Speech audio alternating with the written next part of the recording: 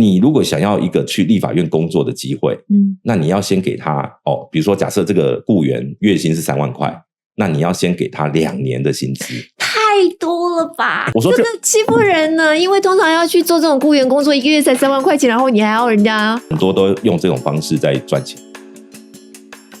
新闻幕后聊新闻，这里是由 TVBS 联立媒体所制播的 Podcast 节目《新闻幕后》，我是露露夏嘉露。在上个礼拜说新闻也特别提到了民进党里头有大哥之称的郑文灿，因为涉贪，结果现在是遭到了收押禁见。他其实过去曾经说金钱要看破，结果现在呢也卷入到了涉贪的风波。另外，在最近的新闻新竹县长杨文科也是因为涉入贪赌相关案件，在7月17号已经被起诉了。还有是宜兰县长林姿妙，可能大家不晓得还记不记得他的案子呢？比较久以前发生。然后现在一直在审，这是违法核发农地农用证明特殊洗钱案，有可能快的话会在8月底一审宣判。这么多案子呢接连发生，然后我们特别来关注，今天想要来聊一聊的呢，就是政商之间这种理不清说不得的关系。来到现场跟我们一起分享的是资深媒体人黄阳明，阳明你好。嗨，露露好，各位听众朋友大家好。很常在政论节目看到你，是对我以前很久以前也有做过政论，真的是很久以前。我最早开始跑新闻的时候是跑那个立法院嘛，然后有一段时间做政论。那我觉得在政论节目当中，大家其实还蛮辛苦的，就是一个很情绪导向的很情绪导向的一个节目风格，就会越来越那个，比如说嘉露，你知道吗？所以现在已经习惯了这种。你自己原来是跑什么的？跑绿营，而且是以立法院党政为主啦。就是跑民进党团这样子。对，然后也有跑府院，后期也都府院党都有跑这样子。因为我后来是在周刊里面工作，那周刊的工作它路线就比较大，然后大部分都是这个去得罪人的啦，什么踢爆啊，对，什么修理谁啊，对，就以我们这种在做电视新闻，真的时效性要非常快的，感觉起来周刊比较有时间可以养一个新闻，然后可以这种抽丝剥茧啊，慢慢去理出后面比较复杂的脉络，有时间可以做这种事情，跟现在即时新闻的生态比较不一样。对，所以我觉得今天找你来非常好，因为今天要找就是这种理不清说不得的非常错综复杂的关系。我就来讲到说这个郑文灿，其实我自己看到或者是一般民众对他的认识，感觉起来他确实那时候在桃园市长的时候，真的是政绩很好，而且每次有杂志做这种5星市长的评价，他都是排名非常高。我有朋友他就是桃园市的人啊，他真的也觉得那时候那几年感觉得出来桃园市一直都在进步。那放在政坛当中，你也一直觉得这个人好像身段都非常柔软，政商关系都很好，所以是不是因为像这样的个性，其实就会比较容易出现这种，因为政商关系很好嘛，风险就会比较高。我自己也是桃园人你也是桃园人。郑文灿是我的国中学长，我们还是这个同一个这个同乡啦。那只是说，我觉得我们从媒体的角度来看，郑文灿是一个行销城市很成功的县市首长。然后他也确实掌握了他在第一任，因为他那时候很多人没有预期到他会当选桃园市长，他也掌握了那个契机。去做一些过去传统国民党县市长不会做的事情，比如说我举个例子桃园我们以前从小这个在桃园市区这个，就是你是在地的桃园人长大的。那我们通勤以前桃园市区在那个火车站前面有一个地下道，那个地下道其实没有人要走，就会变成是一个那种什么就是很脏啊、很乱啊、黑暗暗的这种。然后呢，他上任1个月左右就把那个地下道填平。填平对啊。我以为只是把它整理，让填平可以把马路变宽啊。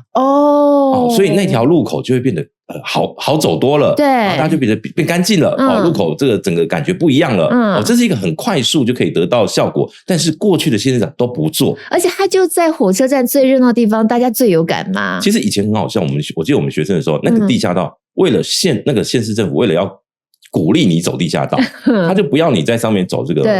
过马路行人穿越道。对，所以呢，他还规定那边的那个马路不可以穿越。不可以穿越，就一定要走地下道。逼大家走就对了。然后还有警察在那边站岗。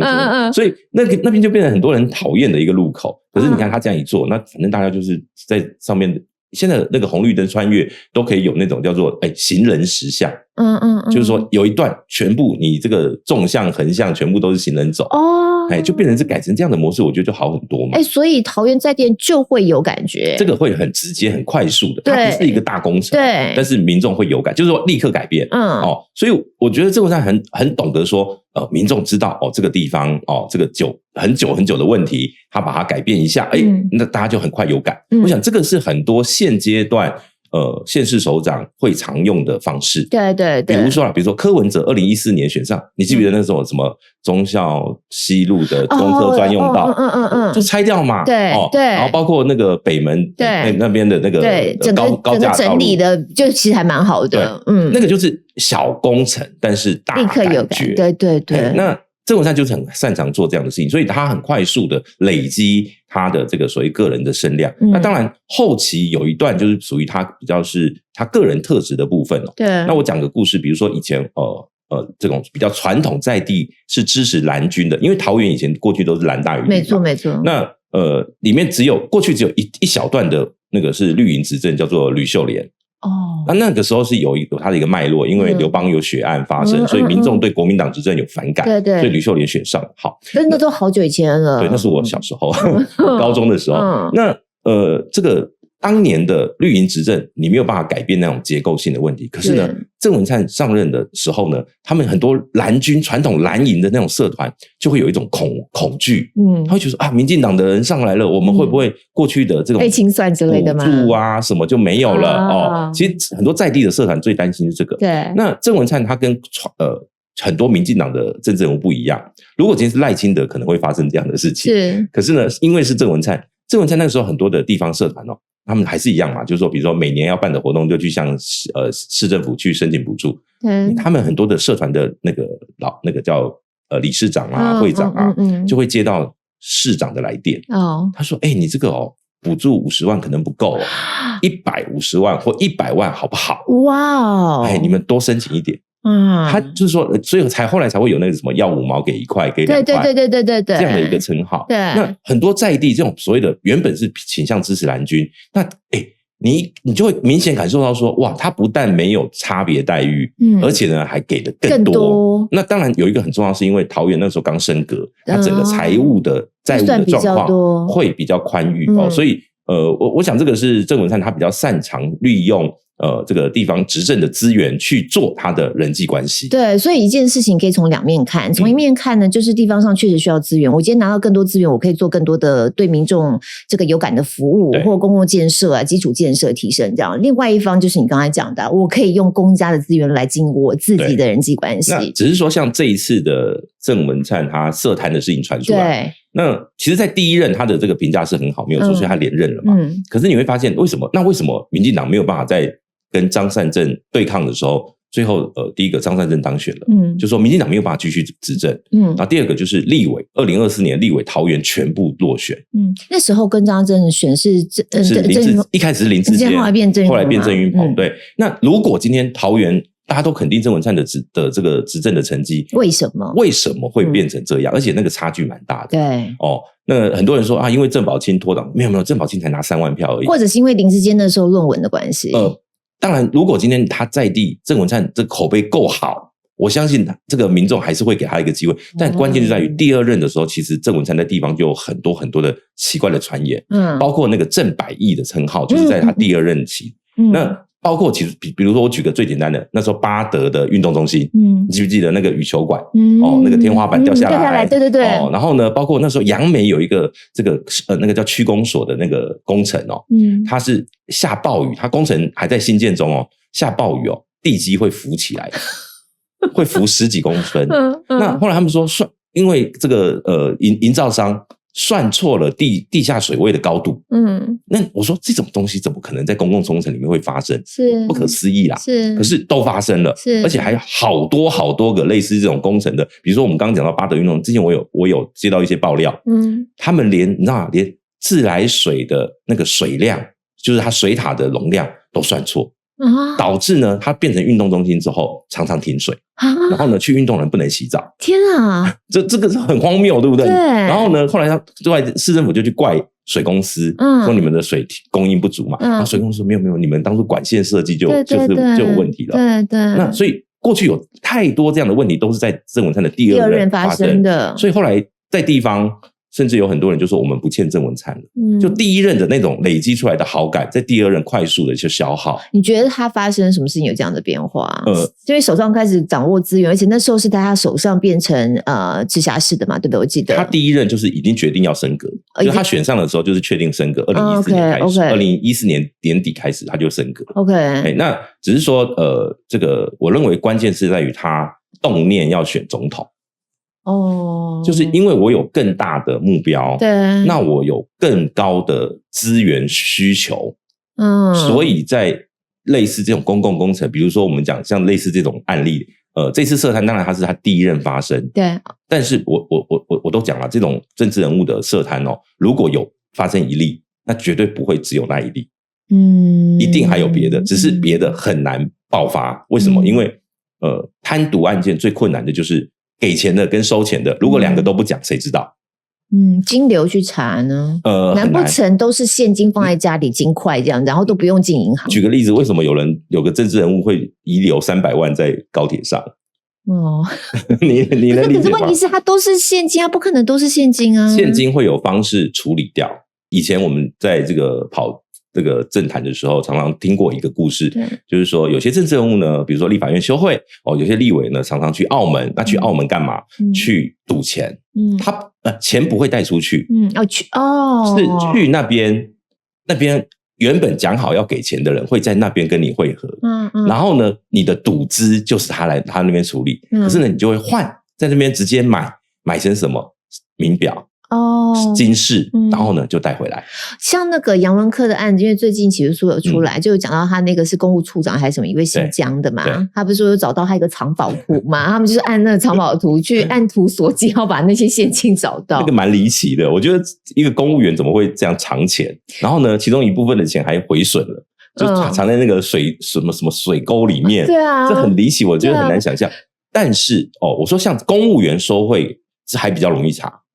但是像这种高阶的官员，就是说尤其是民选民代不容易。为什么？因为他们的财产申报，第一个就是都是其实是做样子啦。很多我说你很多政治人物你去看他的财产申报，什么财产都没有。对，可是他已经选上好几届的立委了，你都不晓得他哪来的钱可以这样选。对，那选一次很花钱选一次我们讲总统好了，因为最近刚好那个总统的政治现金的那个资料公布，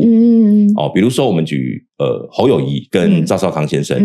他们的政治现金募得大概2亿上下，那支出大概 1.9 亿，那你会觉得说很多吗？我告诉你，我们的竞选经费上限是4亿多，可是你说像赖萧，都超过那个竞选上那个经费的上限，他收入是5亿多，支出也是5亿多，好，你以为5亿多很多吗？实际花费都远超过他们申报账面上的。对，我们心里我们所有跑政治都很清楚，那个5亿只是为了符合中选会公告的那个竞选经费上限，我不要超过太多，所以呢，大概都会那个都要做账啦。而且政治现金就是合法可以曝光的，我才会申报政治现金。对，那当然那不合法的是什么？比如说像郑文灿这500万，你觉得他会申报吗？可是问题是，对，不会。但是我突然讲500万，我突然想他有还给人家。对，我是说，可是如你真的认为他只会收这一个吗？你刚刚讲的其实有意义，就是代表后面还以这个案例，我们讲最离奇的是什么？为什么是500万？对，为什么是500万？就是反正他们讲好。如果你看那他说是华雅科技园区一群地主对集资说我们要去疏通嘛，希望我们用这个自办重划。对，第一个就是为什么市长官邸会让他进去？这第一个疑点嘛。那第二个，为什么他们进去？如果是第一次碰面，第一次就知道为什么是500万。对，那个行情怎么来的？对，你都讲好数字了。那表示在这个圈子里面有人知道这个行情嘛？而且这个500万其实根据现在比如说像林涛他们这些地方议员去估算，如果那个自办重划成功，它的利益是超过30-40亿的。那500万理论上不构成汇款的那个 level，就它的太少了就对了啦。那500万不对所以很多人研判那500万叫什么？叫挂号费啦。就是那个叫做我请托你，我得要先付这一笔，那个叫预定定金的概念。事成之后再来谈后续，是有前金后谢啦。对，我再举个例子比如说以前有一个很经典的那个弊案是林锡山，立法院的秘书长，他是2016年被抓到，他是收贿，那他主要是因为用标案，就是立法院的资讯相关的一些标案，然后呢，他固定标给固定的厂商，好像也是办公室收到现金很多嘛，他还会在什么高铁上面交付现金等等，对，那他收到的汇款最后认定大概是2800多万，反正就是2000多万，对，那他的这个总共这个厂商拿到的标案大概是2亿多，所以大约是10%。这是算得出来的，按比例算的。行情大概是10到15%，理论上是，就是说大部分都是用这个，你公司能够拿到的案源，跟你这个最后去看按到一定比例是要回馈的，这大家都心照不宣的就对了。这个圈内有一些这个行情是潜规则啦，圈内有一些。那比如说像林锡山的故事，后来因为他后来被关嘛，那我们在立法院就有听过比如说以前早年啦大概是20-30年前，因为他做立法院秘书长做很久，他曾经因为立法院秘书长他可以掌握比如说公有约聘雇这些人员的人事权，你如果想要一个去立法院工作的机会，那你要先给他比如说假设这个雇员月薪是3万块，那你要先给他2年的薪资，太多了吧？可是一个雇员进去可能做30年了，然后可以做到退休啊。那就踢爆他。所以我说这个欺负人呢，因为通常要去做这种雇员工作，1个月才3万块钱，然后你还要人家，就是要你要先预付他的，比如说2年的薪资给做这个所谓的瞧事情的钱。对啊，就是辛苦人呢。在地方在这个中央的还比较少见，在地方比如说什么清洁队比如说他们都是赚辛苦钱的，然后你还要这样跟人家讲，很多都用这种方式在赚钱。踢爆他。那当然我在讲这一块，那我觉得这种程度跟那种建商那一种就是土地很大又不一样，对呀，很不一样。可是在台湾我必须讲，有非常多的人认为，如果能够用钱搞定，真的是小事。我过去跑过也是一个中小企业的老板来跟我们爆料，当然他为什么要爆料？因为他已经跑路了。那在立法院有一个生态啦，立法院里面有一群叫做便当助理。我不知道你有没有听过，你跑立法院。我跑立法院，但我没听过便当助理概念。我就听过国会助理、法案助理。对，便当助理就是他叫无任所，就是他可以跟很多立委合作，自己带便当啦。那个为什么要便当助理？就自己带便当。他没有收钱的，他不拿薪水的。那他做什么？他就是做掮客白手套的角色。他去跟这些厂商接洽，比如说你们需要瞧一个什么案子，然后呢，他会开价。然后呢，厂商给中间人这个钱，然后中间人再把钱的，比如说他抽3成，剩下7成就给这个委员，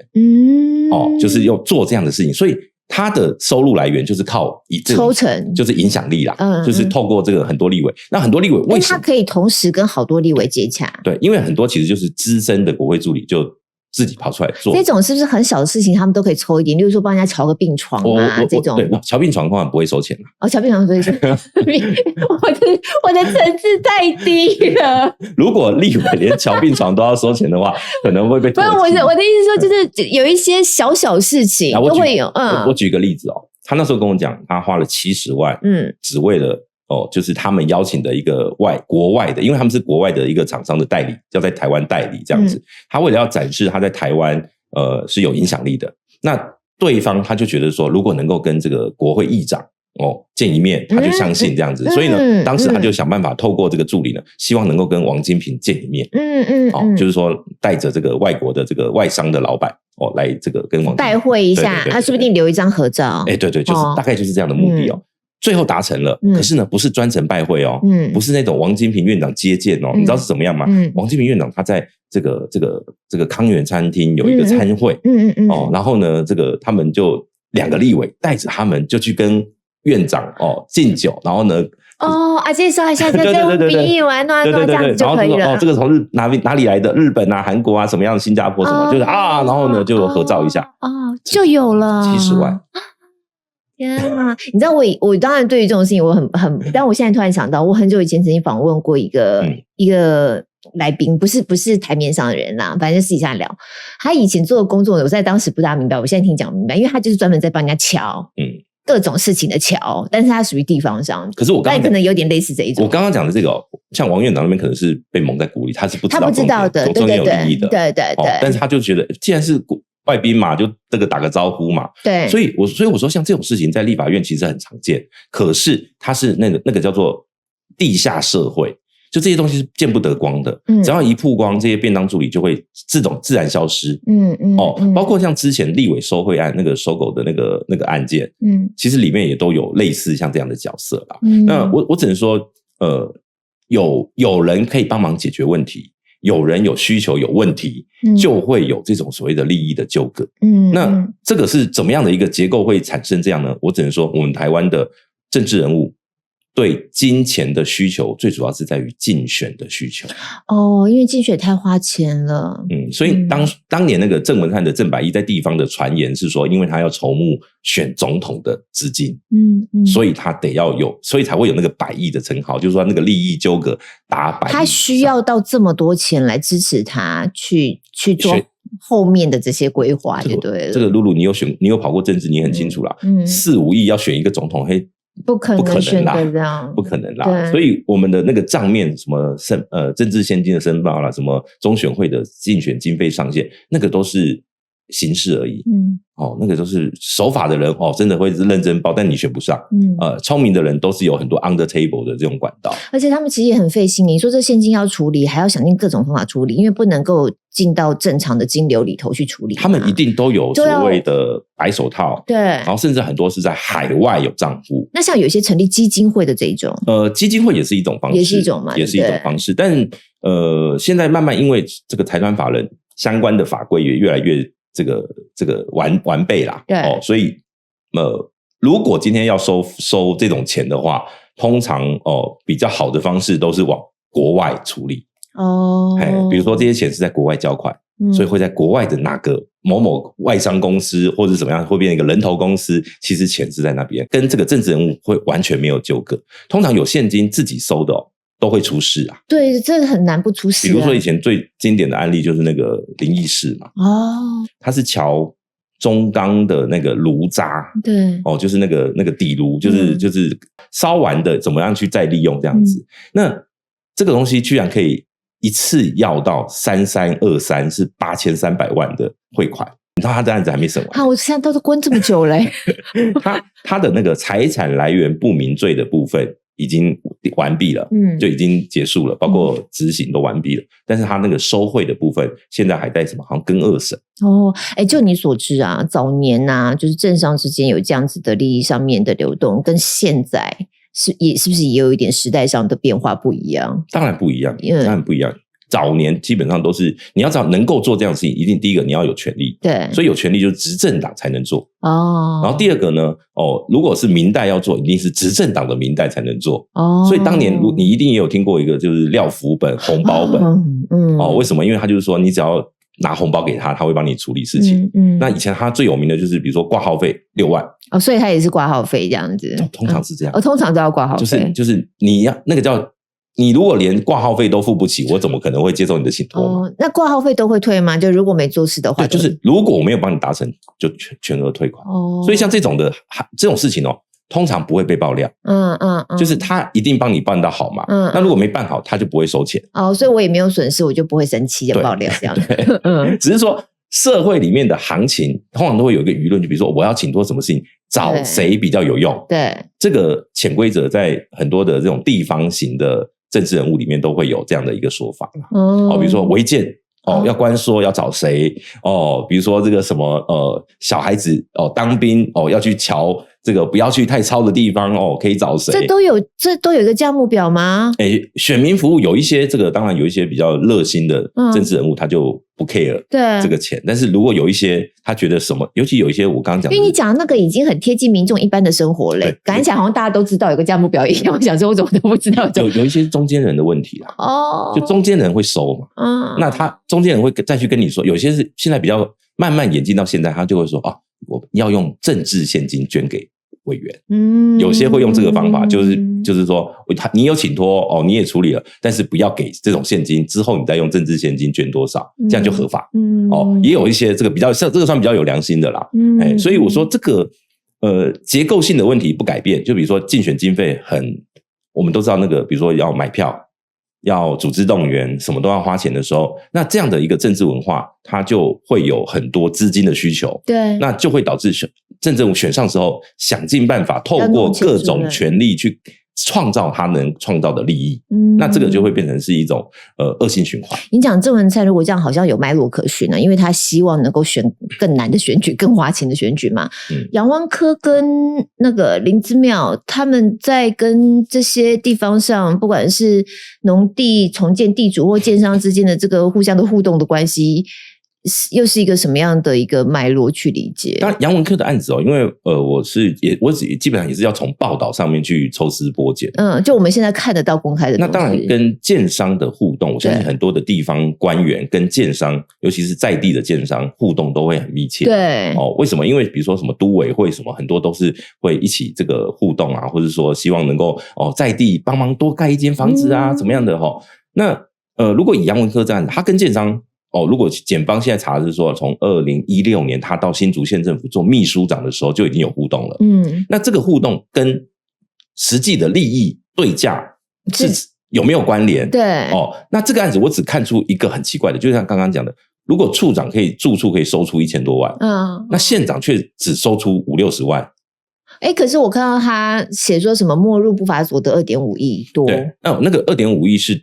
检方的意思是说，是建商透过这一个所谓的关说的模式，包括比如说它的建设的成本减少，包括它这个整个建案能够贩售的利益全部都算在那里面。对，他的意思说，比如说提早复工，我就减少了多少的成本的损失所以他是把这个2.5亿算在里面。难怪我那天看大概快看了一下，我只印象当中比较明显，就是杨文科那时候好像要竞选总部的一个地，然后那个租金后来建商有回捐，租给他，但是呢租金不收的。对，然后就没有看到什么，我想说到底哪里算到2.5亿这么多？还有跟杨文科有关，还有就是喜来登礼券，就是饭店的礼券，好像30张，一张1400多，所以30张也不过5万多块吧。那差不多2次所以呢加起来大概10万多块的礼券，还有就是喜来登的餐饮由建商支付。我想这个就没有太这个如果从跟郑文灿那个500万去比的话，当然郑文灿500万是退了没有错，但是如果今天单纯我用礼券，我用这个竞选总部的租用的租金，你会觉得不合理啦，不合乎。如果今天他的犯罪所得是2.5亿，对，我们前面讲不管林锡山不管郑文灿，你少说要有几百万吧，对，就不合理。所以我说这个案子目前我觉得还有一些猫腻在里面，就检方就是说他希望能够找到的对价，目前只有这些。那比如说，也许是因为杨文科藏在别的地方，也有可能但也有可能是那个公务处长才是真正的所谓的在处理的都有可能。可是这个就是在最后在法院里面，那法官当然就要看说这个检方提出来的事证，比如说杨文科也说这些跟他所主张的是不一样的，是，那一定到时候就是法庭的攻防，所以我说像这样的案件如果因为像丰益建设在目前就是说他这家建商，他是对检方的起诉的内容，他们是不，当然因为他是被告的主要的成员，现在蛮多黑历史也被挖出来，这个建设公司。但是建商他们接下来就是说，你看，比如说以郑文灿来讲，他就是行贿的人去咬郑文灿了，也坦诚我没有给钱。可是像这个案子，杨文科的案子，丰益没有去咬杨文科啊，现在是检方透过比如说一些赖的对话截图说你们有去施压，有去怎么样，可是这个利益纠葛他只是去证明他们有一起吃饭，有互动然后有要求要复工，可是这个跟后面的利益有没有对价，我觉得这个就看让后面法官就是感觉没有个铁证如山的感觉了。对，比如说像我讲这种贪渎案件，最容易一枪毙命的就是给钱的人直接出来咬所以林义士也是被败在那个陈其祥。对那像那个另外一种叫做吹哨者，就是比如说这个机关里面有人发现猫腻了然后呢直接去把相关的证据去提出来。对像那个林锡山的那个案件，他就是立法院资讯处的一个那应该是挂副研究员还是研究，反正就是他里面的一个公务员他直接去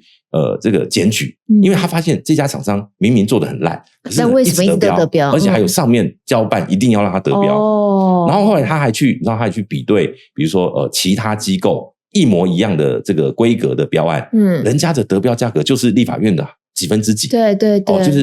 就是很少。然后呢，他就决定，他就拿相关的资料就去跟检调去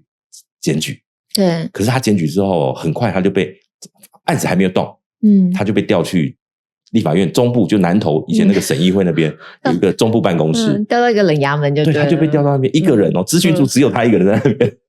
你看，校长兼撞钟在那里，这代表什么？这代表吹哨者他们是有很大的风险的。对，没错。那个被检举的人很快就知道是谁咬我，没错，然后他就被调走嘛。那可是后来这个案子最后办完，那个吹哨者又被平反了之类的，有平反了。但是我觉得某种程度对公务员来讲是个压力啊，尤其在那个体系当中。对，所以现在很多立委在推所谓的吹哨者保护法的用意在这边。就是当然吹哨者里面可能有一些是乱爆料的，有可能对但是有没有这种认真可以把一些弊端揪出来的？我们讲像啄木鸟这样的角色是有的。那要不要去保护他们？我觉得有必要，真的，否则像这种贪渎的案子其实你看像我们的罪行的设计行贿的罪比较轻，收贿的比较重。收贿基本上就是7年以上。哇那如果行贿大概是3年以下。为什么这样区分？就是因为检察官在问讯的时候说，你咬出来了。这样你3年以下，我还帮你求刑，变成说1颗罚金，让你减轻你不用关。对，所以很多如果今天已经有相关的事证被检方掌握，行贿的人会愿意转成污点证人。对，就是你刚刚讲的嘛，通常要成立，真的就是必须给钱的人自己要出来承认这样子。所以我说这个证据的取得跟这个证人的供述都很重要。对，那这种贪渎案件其实真的不好办。对，真的。我们说到他要预防这种公务体系的贪污舞弊啊，都会讲到像新加坡，他们不都是高薪养廉嘛？就感觉起来，你除了有严刑峻法之外，你有棒子，你有胡萝卜嘛？这种感觉好像比较适用在这个杨文科那个案子，那个公务处长。就是一般的公务员，我们可以高薪养廉。但是如果是像假设是郑文灿那个状况，他是因为他需要有大笔的资金，好为未来来做预备，他可能又是另外一种不同的思考点啊。但我在想说，除了这种严刑峻法，或者是在司法面去让大家不敢之外，你看不敢，好像大家也还蛮敢的。其他制度面的修正，你觉得是有助于这种文化可以？因为你想想我们自己，我就是说一般老百姓好了，我们很久以前，你说到医院还要拜托医生，有时候塞红包什么之类的，这种大家都听过。现在这完全就没有了嘛，感觉起来制度面还是可以做一些事情去避免这种事情发生。我说第一个就是文化的改变文化改变，对，就是我们刚刚讲了，如果像我刚刚讲那个爆料的中小企业主。他觉得他花70万，可是他可以得到外国厂商的代理权，划算。然后呢，就一个月买一个月卖。有人愿意拿这种服务来赚钱，然后有人愿意支付这个服务费来去换取他的利益的时候，那这个文化就不会改变。对，那这种文化其实尤其在所谓的东方社会，其实是很常见的啦。那而且文化改变是最难的。对，那当然第一个就是你说新加坡那个模式，我觉得提高待遇我们的国情，我们其实也很难，我们很难，为什么？对，而且它是提高，不是一点点高，是非常高。你去想一件事情因为像新加坡总统是全世界这个待遇最高的、最好的元首，对。我们中华民国的总统都在讲我要减薪，有没有？你有没有发现？可是减完薪之后呢，就贪污。陈水扁就是这样，他带头减薪啊，可是最后。第一个被办贪污的总统是他，然后他说还有什么建国基金啊，什么各种理由。其实最主要你会发现，像比如说当年一个很经典的画面，陈信瑜去这个那一场他在这个尖叫的时候，我在旁边。那时候我报社会新闻，他刚好在内湖。那时候他就不是说你们谁没有收我爸爸的钱，怎样一样，都是为了筹募选举资金。所以我说真正的问题要从这一块来改变，就是政治文化。如果我们不买票不卖票，就是第一个，现在也已经少很多了，比起以前。这是都会区，在很多的乡下还是非常非常的普遍，就是说我要去投这一票，要有诱因，要有动能。那这种所谓的传统金钱买票已经是比较少见，没有错。但是会有其他的，比如说办活动那我要这个比如说回馈在地或怎么样的，会有各式各样的这种变形啦。那只是说我们一个是茶会嘛，一个是当然就是我觉得政治人物啦，就是如果不要去碰这些所谓的政商关系，那个诱惑是非常强的。对。可是你说用自律的方式，你真的能改变吗？我觉得很困难。但如果说选举就一定要花到这么多钱的这个文化不改变的话，那真的就很难。你在美国选，你现在美国总统选那也是很可怕，可是他们的政治现金好像是跟在